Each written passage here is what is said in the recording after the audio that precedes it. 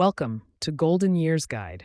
If you're over 60 and looking to keep your heart healthy, you've come to the right place. Your heart is the engine that keeps you going, and the right foods can make all the difference.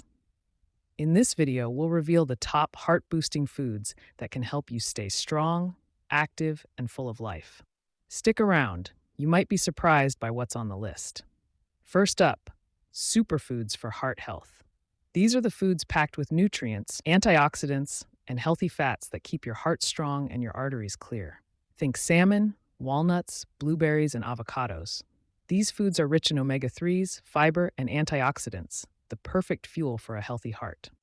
Next, foods that lower cholesterol. High cholesterol can put your heart at risk, but certain foods can help keep it in check. Oats, beans, garlic, and dark chocolate are all great choices.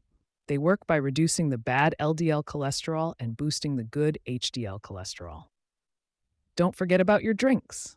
Green tea, pomegranate juice, and even a glass of red wine, in moderation, can be good for your heart.